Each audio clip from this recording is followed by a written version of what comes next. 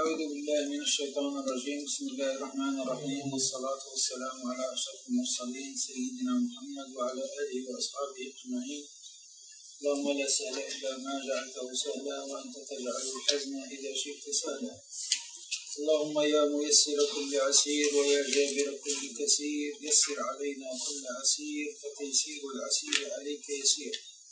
اللهم يسر أمورنا واشرح صدورنا واختم بالباقيات الصالحات أعمالنا.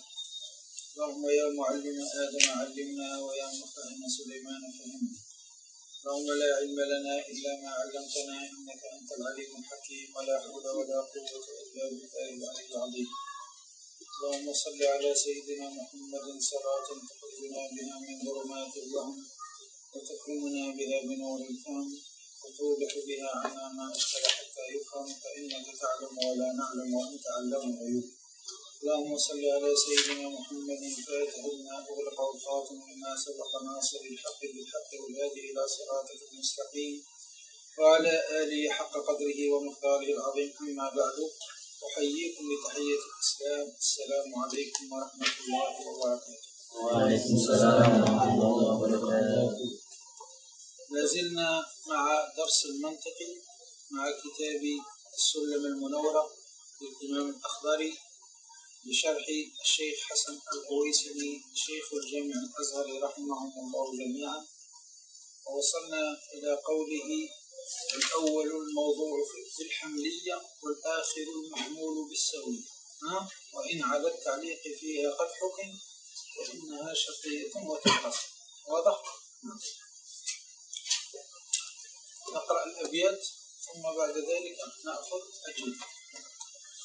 أعوذ بالله من الشيطان الرجيم. بسم الله الرحمن الرحيم.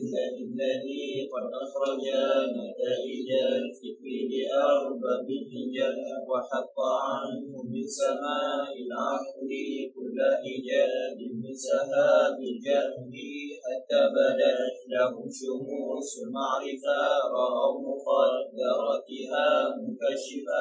نحمده جل على الإنعام بنعمة الإيمان والإسلام، من خصنا بخير من قد أرسل، وخير من هز مقامة العلا. محمد سيد كل المختفى، العربي الهاشمي المصطفى، صلى عليه له ما لم الحجاج، يخوض من بحر المعاني لججا. آله وصحبه ذوي الهدى، من شبهوا بأنجم في الاهتداء. وبعد فالمنطق للجنان نسبته والنحو للسان، فيعصم الأفكار عن غير خطأ، وعن دقيق الفهم يكشف الغطاء. فهج من أصوله قواعد، تجمع من فنونه فوائدا. سميته بسلم المنورق، يلقى به سماء علم المنطق. والله أرجو أن يكون خالصا لوجهه الكريم خالصا، وأن يكون نافعا للمبتدئ به إلى المطولات يتدي، والخلف في جواز الاشتغال به على ثلاثة أقوال. فابن الصلاح والنووي حرما، وقال قوم ينبغي أن يعلم، والقولة المشهورة صحيحة، جوازه لكامل القريحة. ممارس السنة والكتاب ليتدي به إلى الصواب، إدراك مفرد تصور علم، ودرك بتصديق وسيم. وقدم الأول عند الوضع، لأنه مقدم بالطبع، والنظر محتاج تأمل، وعكسه هو الضروري الجلي. وما به إلى تصور وصيل يدعى بقول شريحين فلتبتهل وما لتصدق به توصل بحجة يعرف عقلاء دلالة اللفظ على ما وفق يدعونها دلالة المطابقة وجزئه تضمنا وما لازم فهو التزام بعقل التزم مستعمل الألفاظ حيث يوجد إما مركب وإما مخالف ما دل جزءه على جزء معناه بعكس ما تلا وهو على كلينا جزئي حيث وجد فمفهم اشتراكنا الكلي كأسد وعكسه الجزئي وأولا للذات إن فيها اندرج فانسبه عارضين إذا خرج والكليات 5 دون انتقال جنس وخاص عرض وخاص وأول 3 بلا شطط جنس قريب أو بعيد أو وسط ونسبة الألفاظ معاني 5 أقسام بلا نقصان تواطؤ تشاكك تخالف والاشتراك وعكسه ترادف واللفظ إما طلب أو خبر وأول 3 ستذكر أمر مع سئل وعكسه دعاء وفي التساوي فالتماس وقع الكل حكمنا على المجموع ككل ذاك ليس ذا وقوع وحيث كل فرد حكم فإنه كلية قد علم والحكم للبعض هو الجزئية والجزء معرفته جلية معرف إلى 3 قسم حد ورسمي ونفي فالحد بالجنس وفاص وقع والرسم بالجنس وخاصة مع ونقص أو مع جنس بعيد لقريب وقع وناقص الرسم بخاصة فقط أو مع جنس أبعد قد ارتبط وما بلفظي لديهم شهرا تبديل لفظ برد أشهر وشرط كل أن يرى مضطردا منعكسا وظاهرا لا أبعدا ولا مساويا ولا تجوزا بلا قرينة بها تحرزا ولا بما يدرى بمحدود ولا مشترك من القرينة خلا وعنده من جملة المردود أن تدخل الأحكام في الحدود ولا يجوز في الحدود ذكر أو جائز كالرسم فادر ما رووا ما احتمل الصدق لذاته جرى بينهم قضية وخبرا ثم القضايا عنده اسمان شرطية حملية والثاني كلية شخصية والأول إما مصور وإما مهمل والصور كلي وجزئي يرى وأربع أقسامه حيث جرى إما بكل أو ببعض أو بلا شيء وليس بعض أو شبه جلا وكلها موجبة وسالبة فهي إذا 8 أيبا والأول الموضوع في الحملية والآخر المحمول بالسوية. نعم.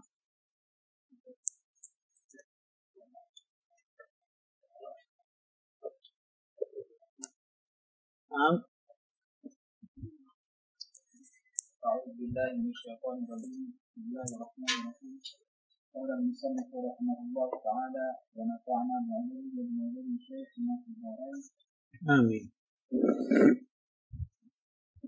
واعلم أن للقضية 3 أجزاء. نعم. أشار إلى 2 منها بقوله والأول في الرتبة وهو المحكوم عليه. نعم. وإن ذكر آخرا هو الموضوع. نعم. قال والأول قال واعلم أن للقضية 3 أجزاء، أشار إلى 2 منها اللي هو ماذا؟ موضوع والمحمول فقط، أشار ل2 فقط، موضوع ومحمول. واضح؟ قال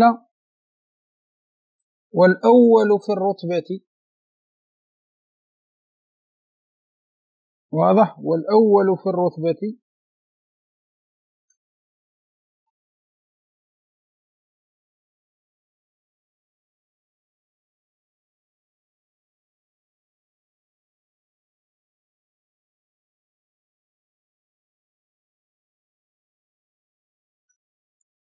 واضح؟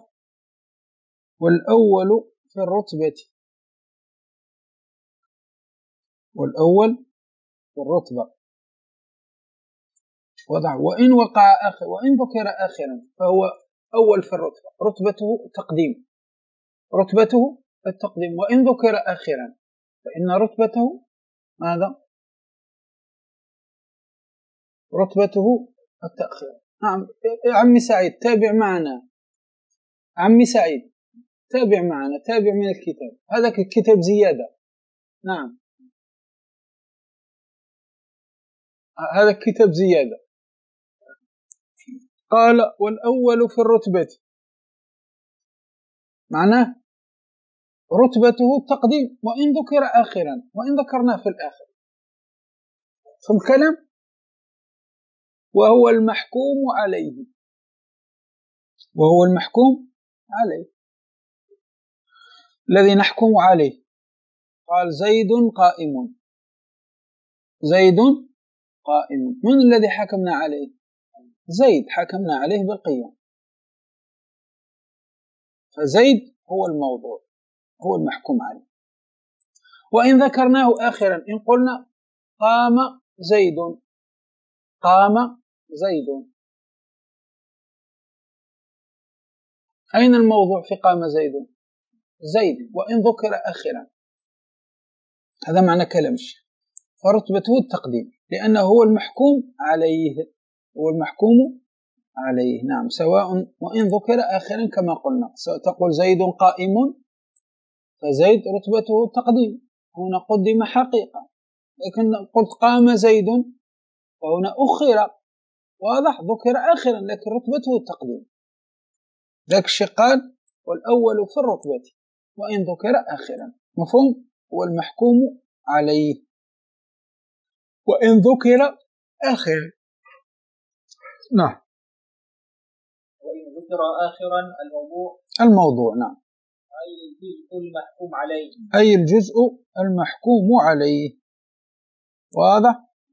يسمى موضوع، الموضوع دائما هو المحكوم عليه وإن ذكر آخرا. اقرأ معي تحت هنا، قال في الرتبة، قال ليس مراده بذلك ما يقع في عبارة النحاة لئلا يخرج الفاعل، بل مراده استحقاق الأولية معنى، وذلك لأن الموضوع في حق في معنى الموصوف. صحيح ولا لا؟ في معنى الموصوف.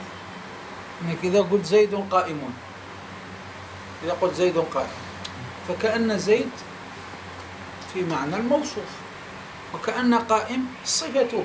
صحيح ولا لا؟ هذا ذلك قال وذلك لأن الموضوع في معنى الموصوف والمحمول في معنى الصفة له، وحق الموصوف أن يتقدم على الصفة. صحيح ولا لا؟ الموصوف يتقدم على الصفة، لذلك الموضوع يتقدم على المحمول. هذا ولا فرق في ذلك بين جملة اسمية وفعلية، وإنما جعل النحاة رتبة الفاعل التأخير مع أنه الموضوع. من المفروض النحاة يقدمون الفاعل لأنه هو الموضوع، لكن لماذا أخروه؟ أيوة. وإنما جعل النحاة رتبة الفاعل التأخير مع أنه الموضوع لأمر لفظي، لأمر لفظي، وهو أنه مرفوع بالفعل ومعمول له، ورتبة المعمول متأخرة لأن الفاعل معمول، والفعل عامل ورتبة المعمول تأخير، هذا هو. ومعمول له، ورتبة المعمول متأخرة عن رتبة العامل، يعني عن الفعل، العامل اللي هو الفعل.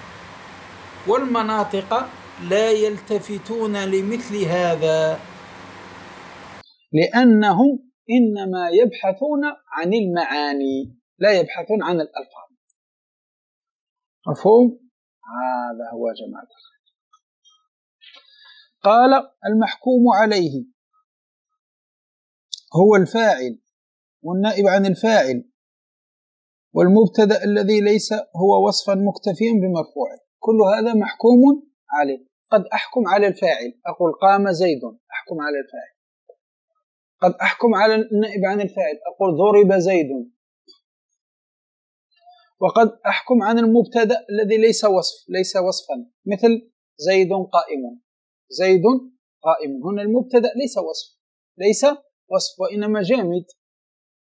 أما المبتدأ الذي يكون وصفا مثل ماذا؟ أقائم زيد، أقائم زيد، أقائم هنا مبتدأ وهو وصف، فالوصف لا يحتاج إلى خبر وإنما يحتاج إلى فاعل يسد مسد خبر. أيوة نعم هذا. فالآن محكوم عليه إما يكون فاعل نائب فاعل، إما يكون مبتدأ ليس بوصف، هذا هو. نعم. سمي موضوعا تشبيها له بشيء وضع ليحمل عليه، كأنه هكذا سمي موضوع تشبيها له بشيء وضع لنحمل عليه غيره، بشيء وضع مثلا وضع على الأرض ليحمل عليه غيره، لذلك سمي موضوعا. سمي موضوعا تشبيها له بشيء وضع ليحمل. مفهوم؟ قال هنا تحت، اقرأ معي في الحاشية، قال تشبيها له إلى آخره تعليل للتسمية المذكورة، وسبب هذا التشبيه أن الغالب على الموضوع أن يكون ذاتا. الغالب على الموضوع يكون ذات، تقول زيد قائم، عمرو جالس، الغالب على الموضوع يكون ذات. نعم. والغالب على المحمول أن يكون وصف دائما في الغالب، زيد قائم وصف، زيد جالس وصف، زيد نائم وصف، وهكذا. فالغالب على الموضوع أن يكون ذاتا، والغالب على المحمول أن يكون وصفا. صحيح؟ أيوة. وشأن الوصف يقوم بالذات. الوصف أين يقوم جماعة؟ الوصف يقوم بالذات. قيام هذا أين يقوم؟ يقوم بذات زيد. الجلوس أين يقوم؟ بذات زيد. النوم أين يقوم؟ بذات زيد، وهكذا. ذاك الشيء قال وشأن الوصف أن يقوم بالذات، فكأنه محمول عليها، كأن هذا الوصف محمول على الذات حاملته. هذا هو تعليل سبب تسمية الموضوع بموضوع. فهم كلام، فكأن هذا الوصف يحمل على الذات، كأن هذا الوصف يحمل على الذات، فالذات موضوعة والوصف حملناه على الذات. مفهوم؟ هذا.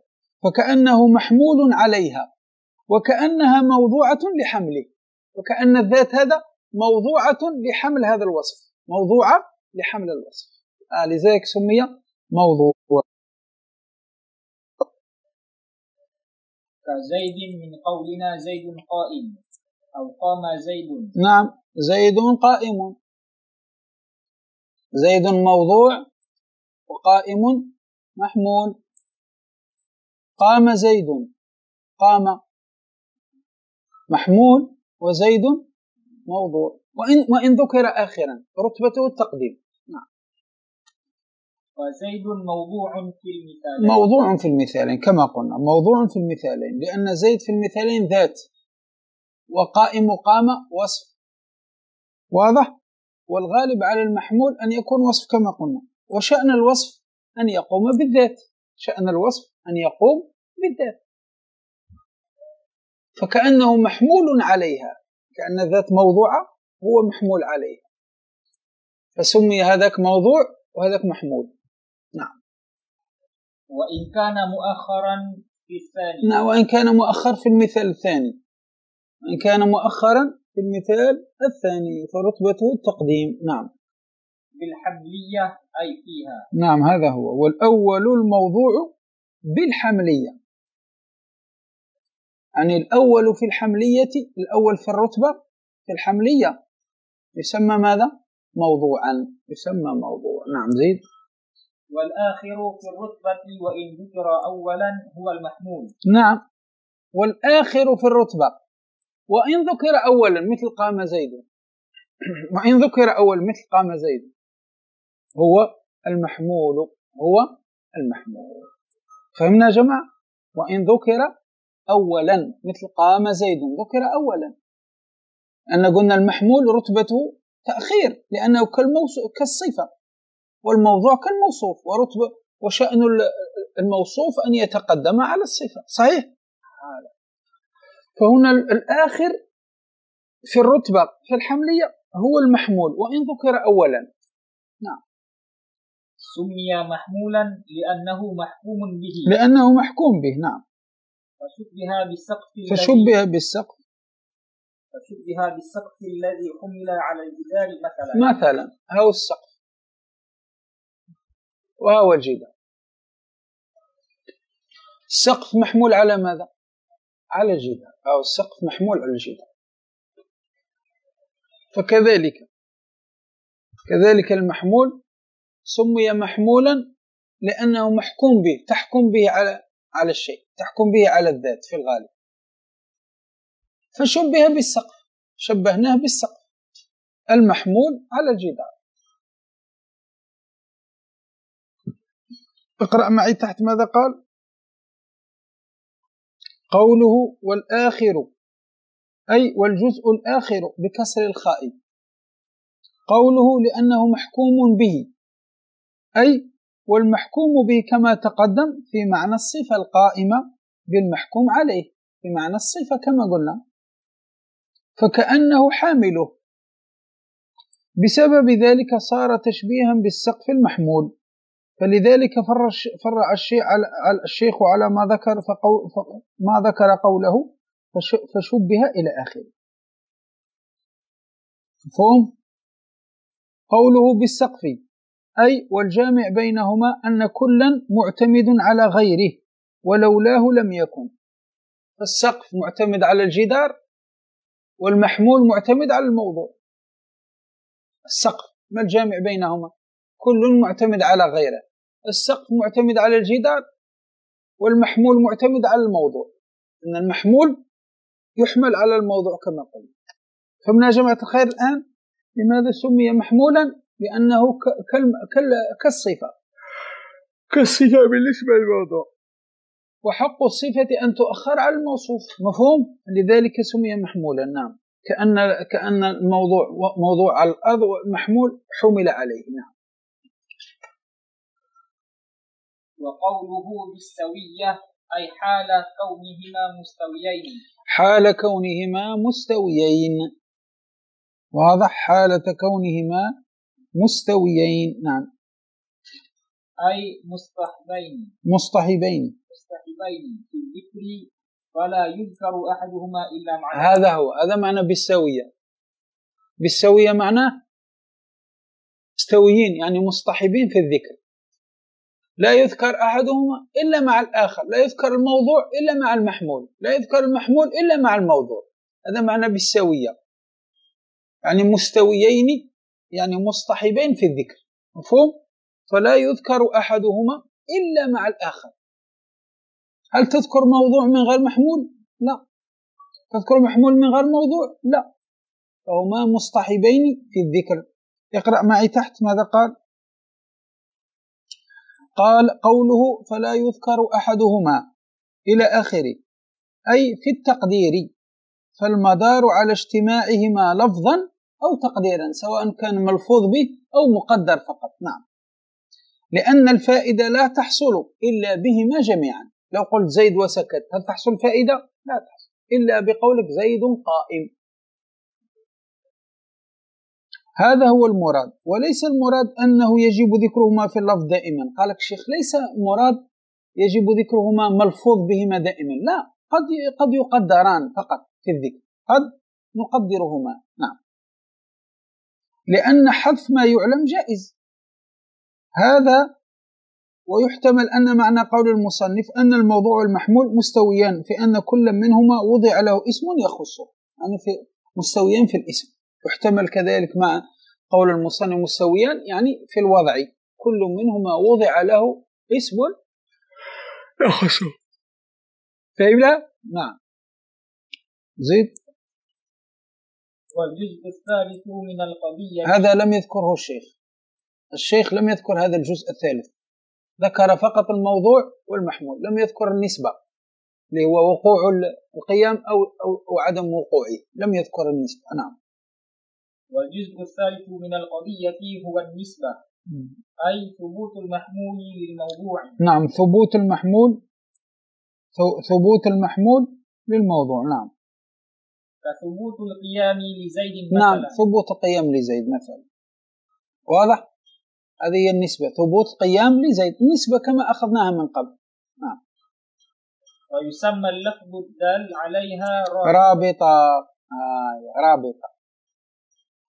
يسمى اللفظ الدال عليها رابطة لدلالته على النسبة الرابطة بين الجزئين. إذا قلت زيد هو قائم، أين الرابطة؟ هو، رابطة لفظية، هذه هو، هذه هي الرابطة بين الموضوع والمحمول. فهم كلام؟ فهذا اللفظ الدال عليها يسمى رابطة، مثل زيد هو قائم مثلا، ولا تقول كان زيد قائما مثلا، كان زيد قائما، أين الرابط؟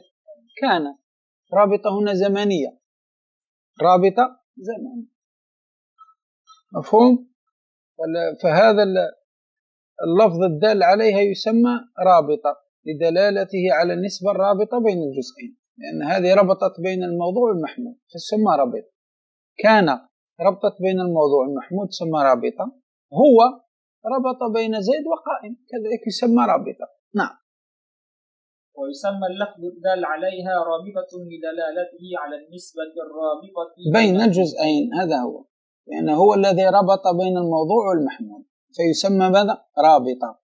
اقرأ معي تحت ماذا قال الشيخ، قال أي ثبوت المحمول للموضوع. المراد بالثبوت ما يعم تعلق المحمول بالموضوع ثبوتا أو نفيا، ووقوع ذلك التعلق أو لا وقوعه، هذا هو، لأنهما جزءان من القضية عنهما بلفظ واحد اختصارا، صحيح؟ وأما الإيقاع والانتزاع أي إدراك الوقوع واللا وقوع فليس من أجزاء القضية، فلا يصح تفسير النسبة التي هي من أجزائها بهما، أفاده الشيخ الصبان. نعم، واضح؟ أيوة. قوله ويسمى اللفظ إلى آخر، اعلم أن اللفظ يدل على النسبة بمعنى الوقوع واللا وقوع مطابقة، وعلى النسبة بمعنى تعلق المحمول بالموضوع ثبوتا أو نفيا التزاما، لأن وقوع التعلق المذكور أو لا وقوعه يستلزمه، وحينئذ فالمراد بالدلالة ما هو أعم من المطابقة والالتزام. نعم. زيد. والرابطة إما غير زمانية إما غير زمانية، فهو في قولنا زيد هو قائم. نعم، الآن هو هذا الرابطة هي اللي ربطت بين الموضوع والمحمول، هذه تسمى رابطة غير زمانية. هل فيها زمن؟ ليس فيها زمن، فهذه رابطة غير زمانية. نعم. أو زمانية. نعم، ككان في قولنا كان زيد قائما، هذا هو. فالآن كان هذه ربطت بين زيد وقائم، صحيح؟ وهي زمانية ولا لا؟ زمانية، تدل على الماضي. نعم. ولم يذكر المصنف الرابطة لعدم لزومها في نعم، لعدم لزومها. الشيخ لم يذكر الرابطة، لماذا؟ لعدم لزومها في القضية، لأن كثيرا ما يستغنى عنها في لغة العرب، في لغة العرب. نعم. إذ كثيرا ما يستغنى عنها في لغة العرب. نعم.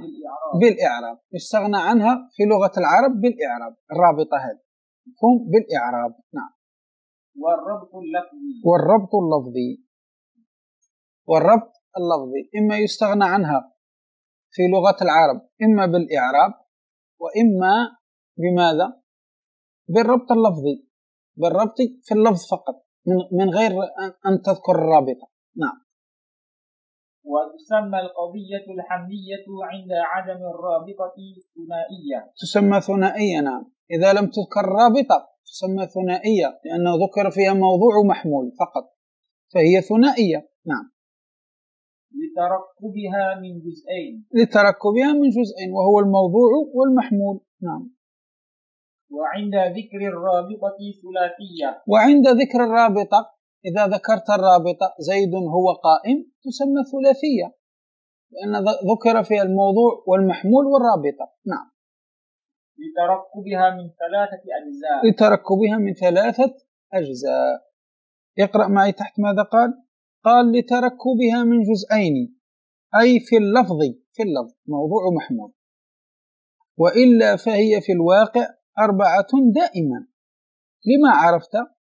الموضوع، المحمول، تعلق المحمول بالموضوع، ووقوع ذلك التعلق أو لا وقوع. هذا ففي الذكر، في الذكر اثنين فقط، لكن في الواقع أربعة كما مر علينا في أول الكتاب. واضح؟ لأن القضية كما قلنا تركب من أربعة: موضوع، محمول، التعلق، ووقوع أو لا وقوع. مفهوم كلام؟ لكن في الذكر هنا في اللفظ تسمى ثنائية إذا لم يذكر رابطة، وثلاثية إن ذكرت الرابطة.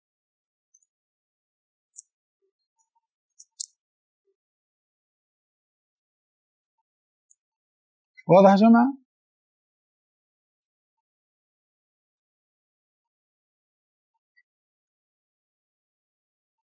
نعم زيد. وإن على التعليق فيها وإن على التعليق فيها قد حكم فإنها شرطية وتنقسم أيضا إلى شرطية متصلة ومثلها شرطية منفصلة. نعم.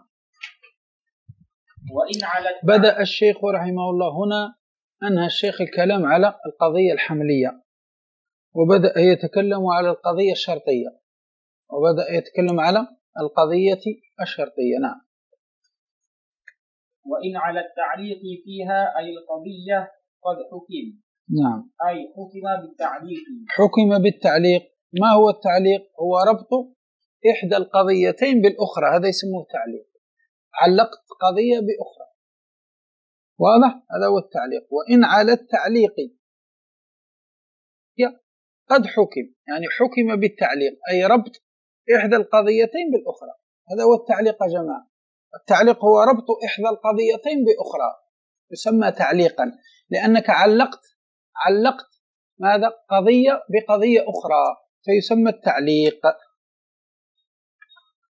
نعم. أي ربط إحدى القضيتين بالأخرى. هذا هو التعليق. أيوة. كقولنا كلما كان هذا إنسانا كان حيوانا. الآن هاو علقت ماذا؟ علقت كلما كان هذا إنسان كان حيوان. الآن علقت وربطت إحدى القضيتين بالأخرى، فهذا كلما كان إنسان كان حيوان. فالآن القضيتين متعلقين ببعض ولا لا؟ متعلقين ببعض. لو لم يكن هذا إنسان هل يكون حيوان؟ لا، لازم هذا يكون إنسان حتى يكون حيوان. فالقضيتين مربوطتين ببعض. صحيح؟ نعم. فإنها شرطية. فإنها شرطية. هذا هو. إن ربطت إحدى القضيتين بالأخرى فهذه قضية شرطية. قضية شرطية. كلما كان هذا إنسانا مقدم كان حيوانا تالي. أنت ماذا ربطت بين المقدم والتالي، فلا ينفكان عن بعض.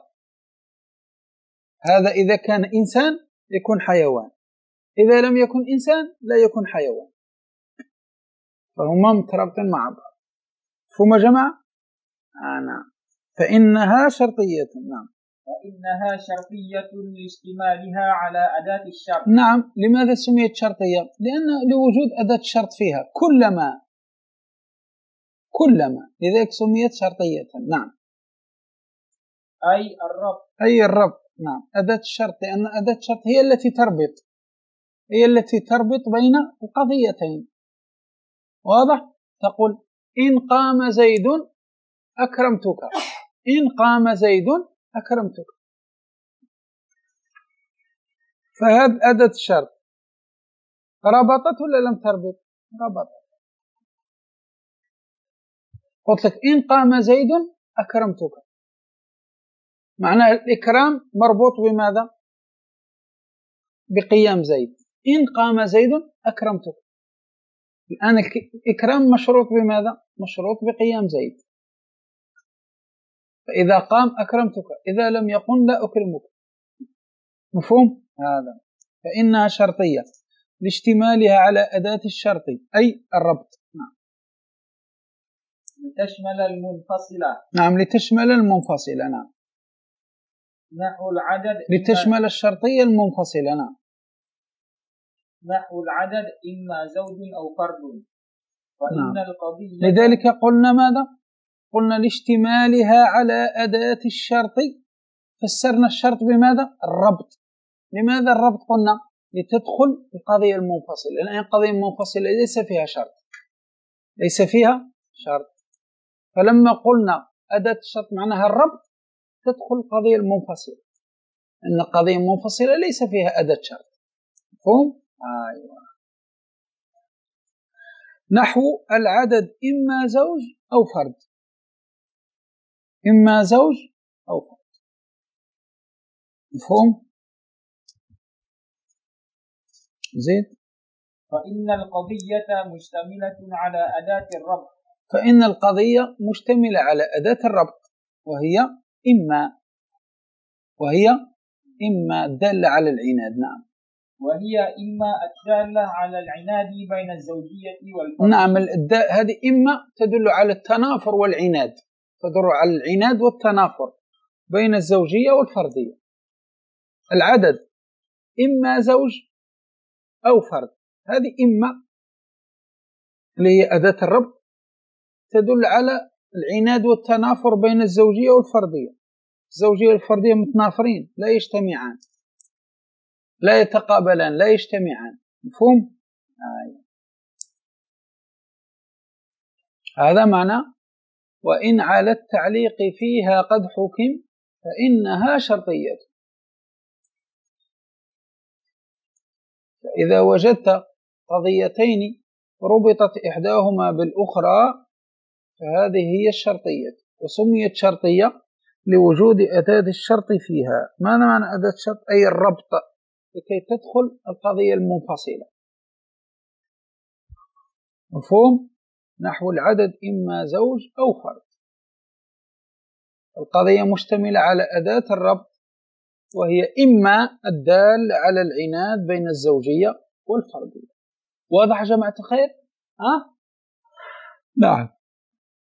وتنقسم القضية الشرطية أيضا إلى شرطية متصلة. شرطية متصلة وشرطية منفصلة.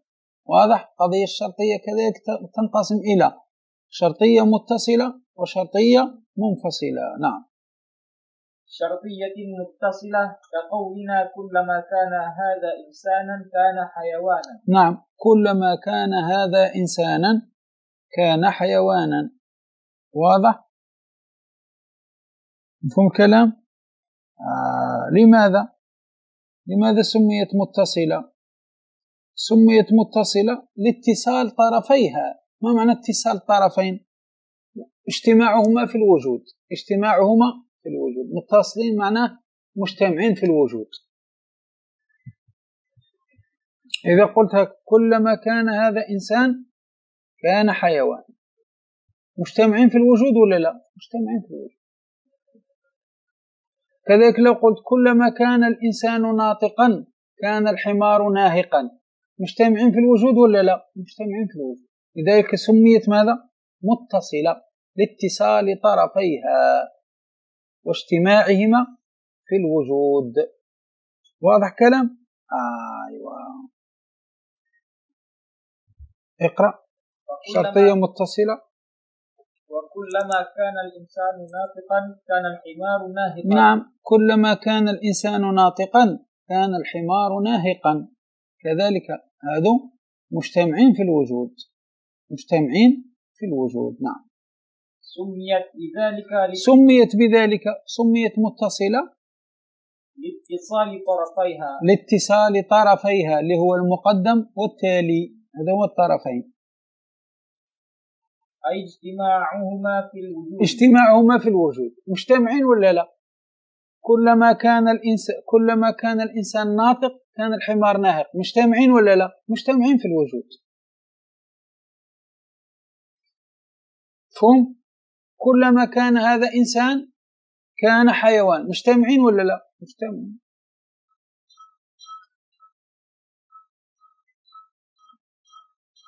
واضح؟ أما إذا قلت العدد إما زوج وإما فرد، مجتمعين في الوجود. العدد إما زوج وفرد غير مزوج، نافرين. نعم. نعم. ومثلها يا جماعة مفهوم؟ متصلة لاتصال طرفيها، لاتصال الموضوع، لاتصال المقدم بالتالي، معناه اجتماعهما في الوجود. مجتمعين في الوجود. نعم. نعم. ومثلها بالجر عطف على مجرور إلى شرطية بدل منه منفصلة. اصبر. مثلها بالجر عطف على مجرور إلى. فهم؟ أيضا إلى شرطية، إلى حرف جر صح؟ شرطية مجرور بإلى صح؟ متصلة نعت لشرطية صح؟ ثم قال واو حرف عطف مثلي معطوف على شرطية. مثلي معطوف على شرطية، لأن الشيخ قالك بالجر عطف على مجرور إلى. ما هو مجرور إلى؟ شرطية، فمثلي معطوف على شرطية. مفهوم يا جماعة؟ بدل منه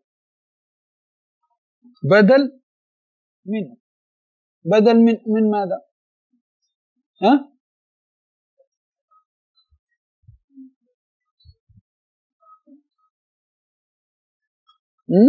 بدل منه. بدل من ماذا؟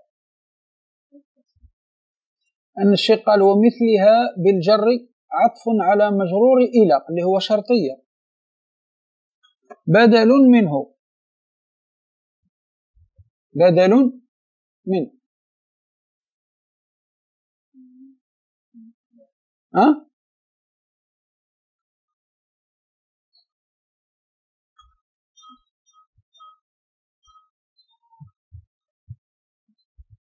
مثلها بدل من شرطية ولا كيف؟ ها؟ بدل من شرطية منفصلة.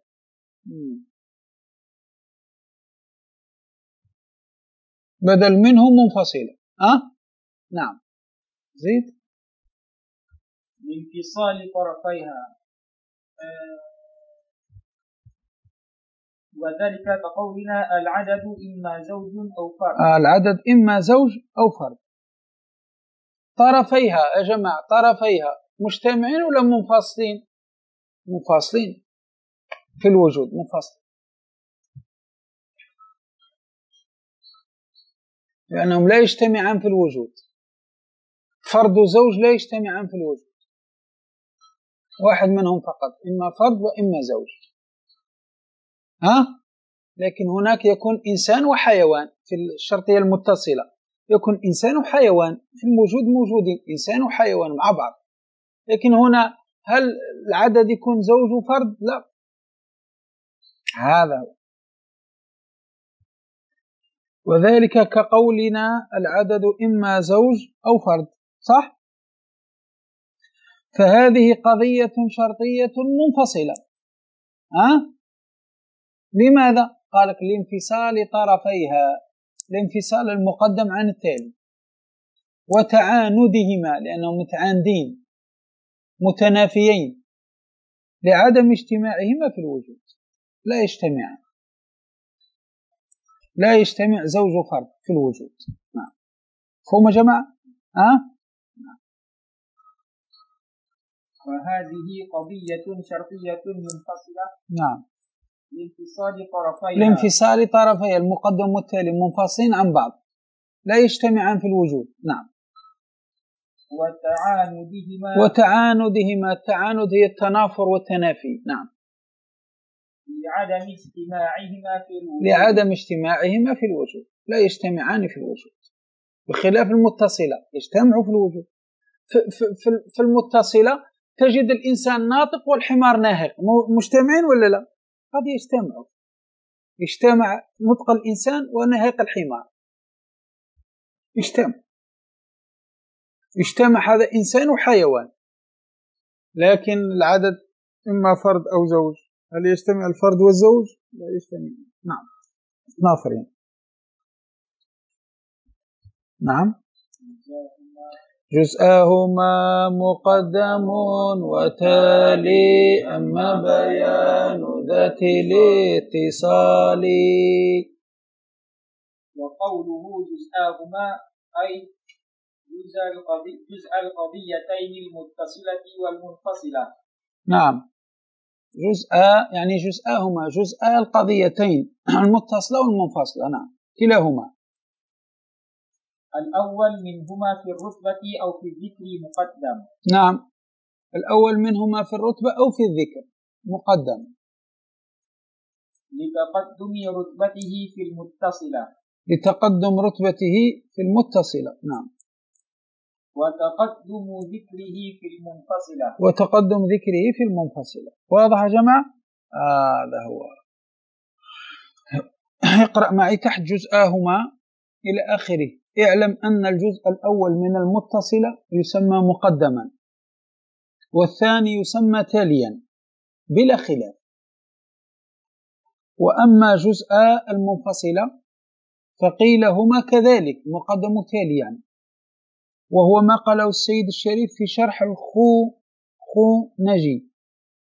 والقطب وبعض شراح إساغوجي. وقيل لا يسميان بذلك، وهو المشهور كما قال ابن يعقوب وصرح به السنوسي في بعض كتبه، وهو ظاهر كلامه في مختصره وشرحه، ولعل الناظم ظهر له رجحان الأول فدرج عليه. معناه عند المصنف هنا كلا جزء القضيتين يسمى مقدم وتالي، سواء في المتصلة أو في المنفصلة، كلاهما يسمى مقدم وتالي. نعم. قال وتقدم ذكره في المنفصلة، أي لأن التقديم والتأخير فيها لاختيار المتكلم، غير منظور فيه لأمر معنوي. فإن شاء قدم هذا وإن شاء قدم هذا، فيقول العدد إما زوج أو فرد، أو العدد إما فرد أو زوج، إذ لا مزية لأحدهما على الآخر. ولذلك كان المشهور عدم تسميتهم بمقدم وتالي كما سبق. أجمع مفهوم ولا لا؟ في القضية الشرطية المنفصلة الذي يذكر الأول، الذي تقدمه في الذكر هو المقدم، والذي تؤخره هو التالي. هذه في المنفصلة، في الشرطية المنفصلة الذي تقدمه هو المقدم، الذي تؤخره هو التالي. لو قلت هكذا في المنفصلة، سنتكلم عن المتصل. لو قلت هكذا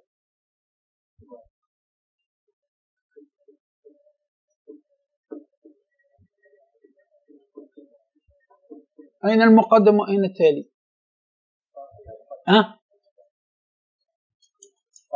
مقدم أين؟ فرد. لا، فرد شيء العدد، فرد هو المقدم. أين التالي؟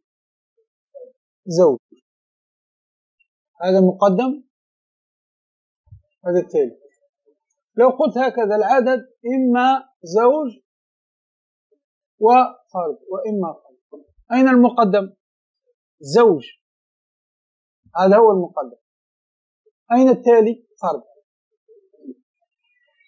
ففي القضية الشرطية المنفصلة الذي تذكره الأول هو المقدم، والذي تذكره الثاني هو التالي. لذلك الشيخ قال انظر ماذا قال: لأن التقديم والتأخير فيها الاختيار المتكلم غير منظور فيه لأمر معنوي، فإن شاء قدم هذا وإن شاء قدم هذا، فيقول العدد إما زوج أو فرد، أو العدد إما فرد أو زوج، إذ لا مزية لأحدهما على الآخر. لا يوجد مزية لأحدهما على الآخر، كما تقدم ده تقدم ده. فإذا قدمت هذا يسمى مقدم، إذا أخرت تالي، إذا قدمت، وهكذا. ولذلك كان مشهور عندهم عدم تسميتهم مقدم متكلم، بخلاف المتصلة. انظر المتصلة، بخلاف المتصلة فإن التقديم فيها منظور فيه لجانب المعنى، فتقول كلما كان هذا إنسانا كان حيوانا، كلما كان هذا إنسانا كان حيوانا. أين المقدم؟ كلما كان هذا إنسانا. أين التالي؟ كان حيوان. ولا يصح أن تقول أهو كلما كان هذا حيوانا كان إنسانا، أهو لا يصح أن تقول كلما كان هذا حيوان كان إنسان. كلما كان هذا حيوان كان إنسان، لا يصح. لماذا لا يصح؟ إذ لا يلزم من ثبوت الحيوانية لشيء ثبوت الإنسانية له. هل يلزم من أن يكون هذا حيوان، هل يلزم منه أن يكون إنسان؟ لا يلزم. قد يكون فرس، قد يكون حمار، قد يكون ذئب، قد يكون ثعلب، لا يلزم أن يكون إنسان، لذلك لا يصح. لذلك قال الشيخ إذ لا يلزم ثبوت الحيوانية لشيء ثبوت الإنسانية له، فإن فرض صحة التقديم في مادة فذلك أمر اتفاقي فقط لا يلتفت إليه، نحو كلما كان هذا إنسانا كان آدميا، وكلما كان آدميا كان إنسانا. هذا. فالآن جزءا القضيتين متصلة ومنفصلة، الأول منهما في الرتبة أو الذكر. في الرتبة أو الذكر مقدم، يسمى مقدم في الرتبة أو في الذكر. واضح يا جماعة؟ لو قلت هكذا كلما كانت الشمس طالعة كان النهار موجود. أين المقدم؟ أين التالي؟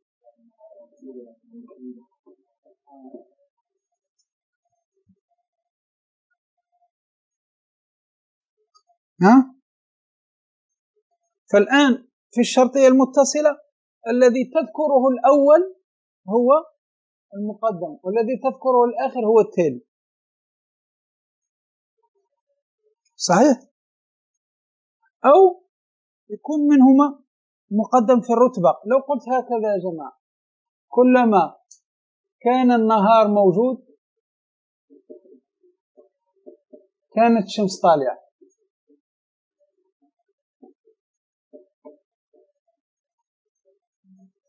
إذا قلبت قلت كلما كان النهار موجود كانت الشمس طالعة، أين المقدم؟ أين المقدم يا جماعة؟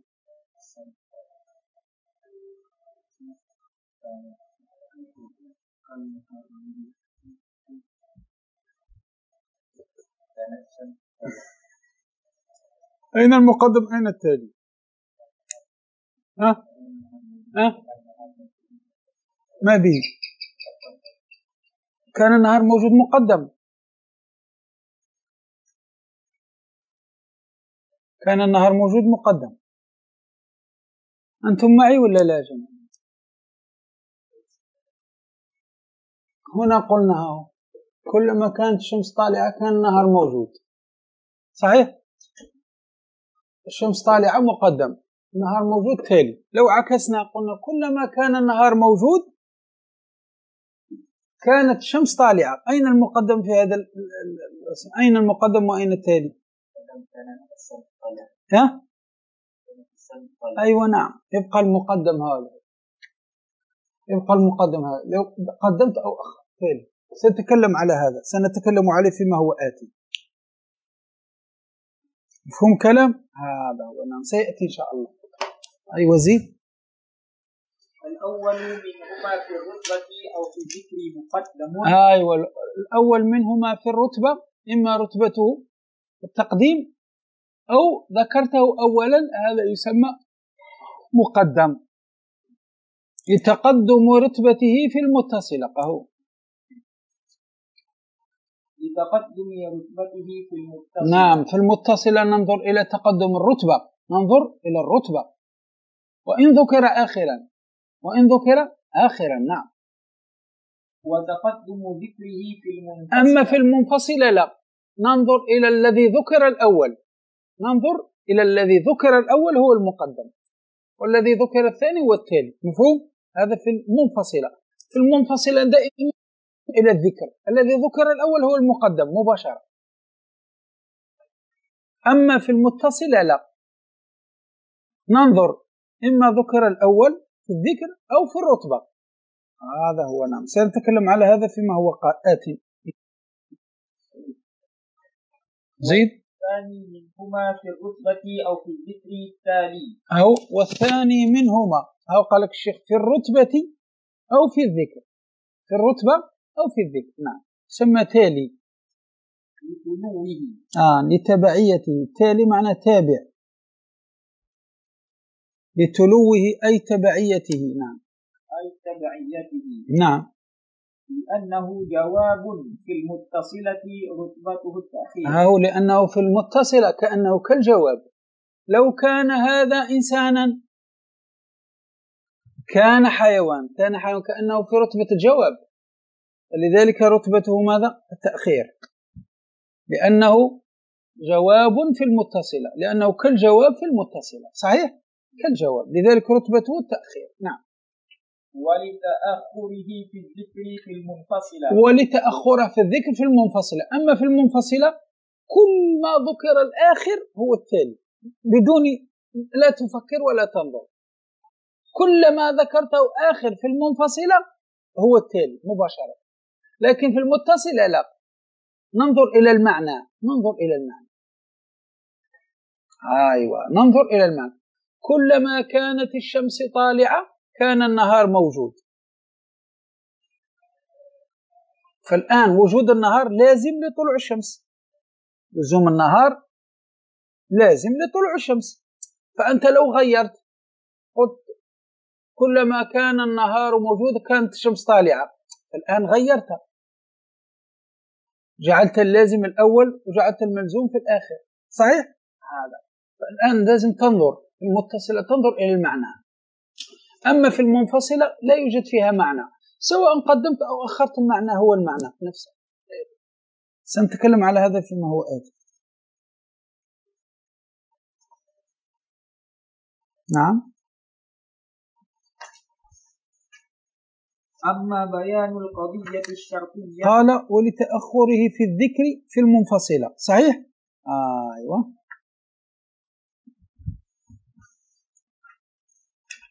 نعم. أما بيان القضية الشرطية ذات الاتصال. ذات الاتصال أي المتصلة. المتصلة.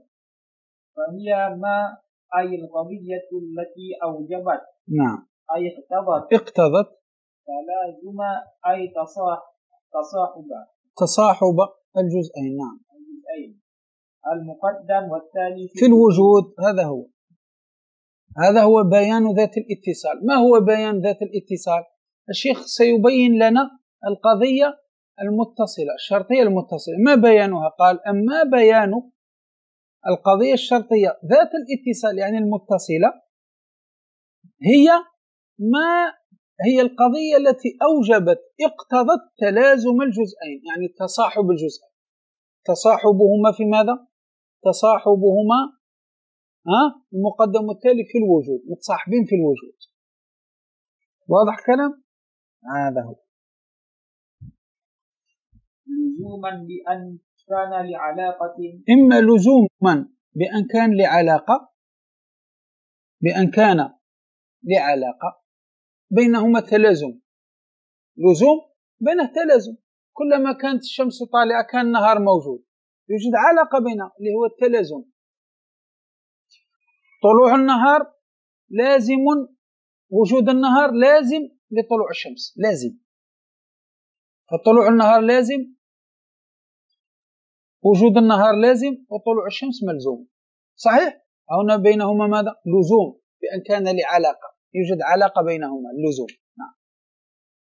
أو اتفاقا بأن لا لعلاقة، لا لعلاقة، أو اتفاقا فقط، لا يوجد علاقة بينهما. إذا قلنا إن كان الإنسان ناطقا في الحمار ناهق، هل بينهم علاقة؟ لا، وإنما وجدت اتفاقا، وجدت اتفاق، لذلك تسمى الاتفاقية.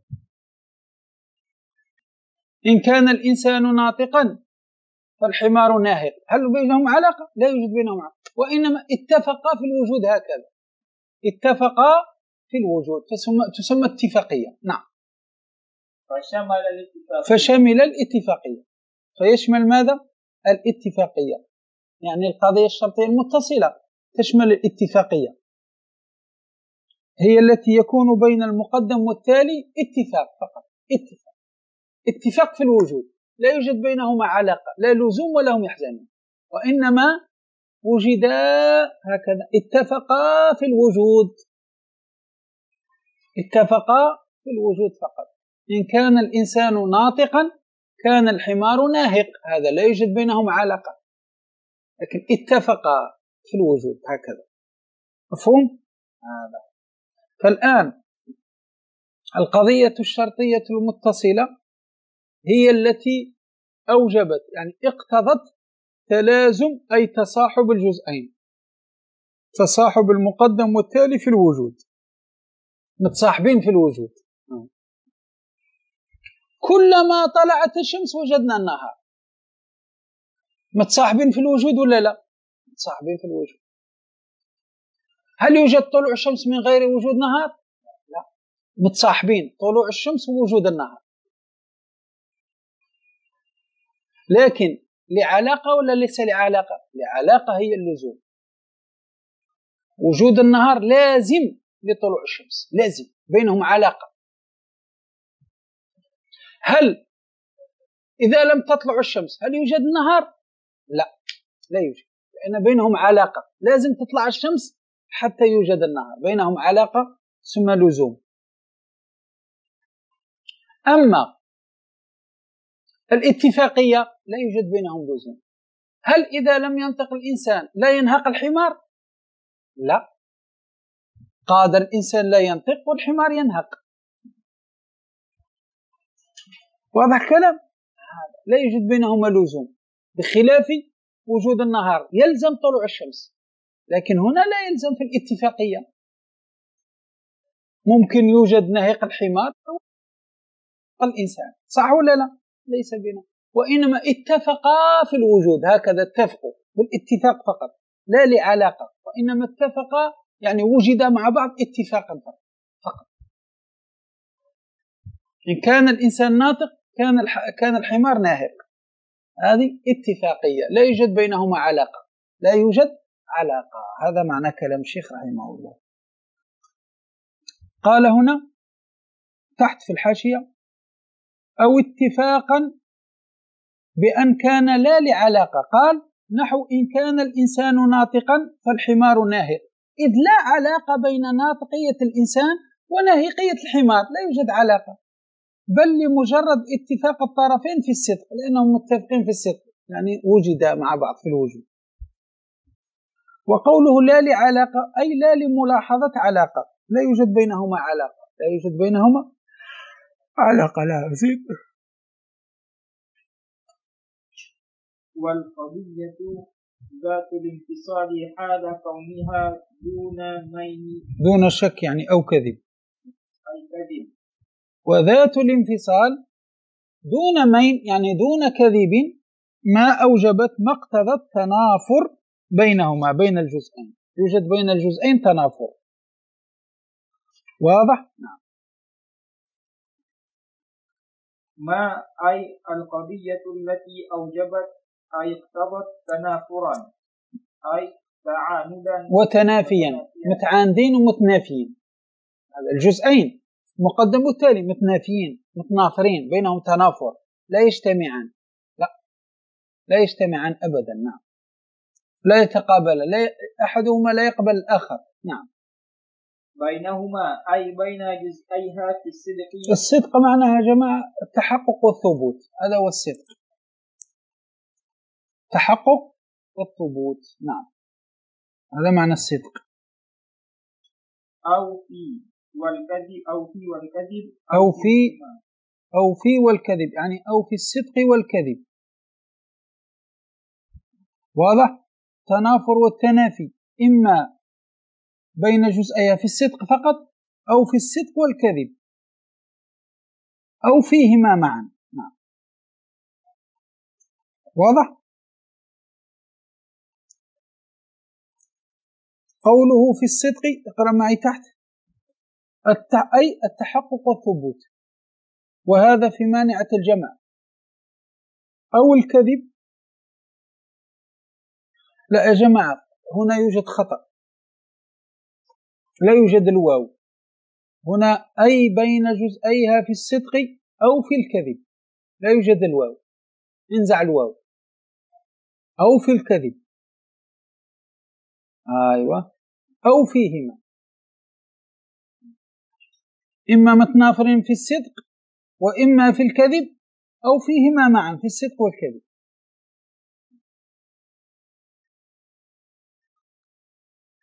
وهذا في ماذا؟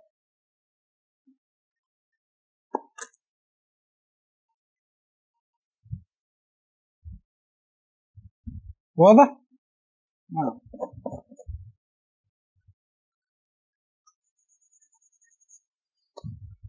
نعم.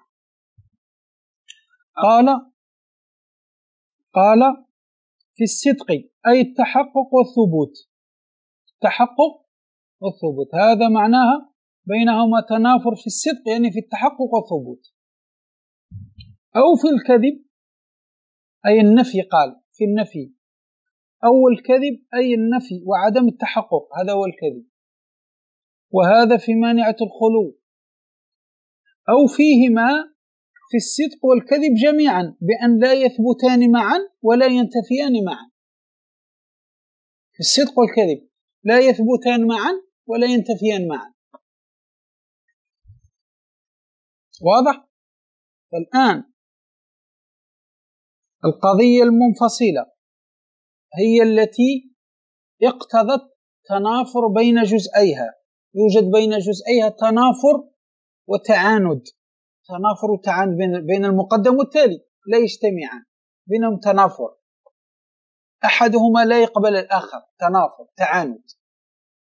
في ماذا؟ في الصدق، في الثبوت والتحقق، في الثبوت والتحقق. أو الكذب اللي هو في النفي وعدم التحقق. أو فيهما معا معناه بأن لا يثبتان معا ولا ينتفيان معا، هذا سيتكلم عليه في الشيخ فيما هو آتي، في مانعة الجمع ومانعة الخلو ومانعة الجمع والخلو. واضح؟ سيتكلم عليه إن شاء الله في الحصة القادمة. وفي هذا القدر كفاية، نسأل الله تبارك وتعالى أن يجعلنا من الذين يستمعون القول فيتبعون أحسنه، أولئك الذين هداهم الله وأولئك هم أولو الألباب. وصلى الله وسلم وبارك على سيدنا محمد وعلى آله وصحبه وسلم، والحمد لله رب العالمين.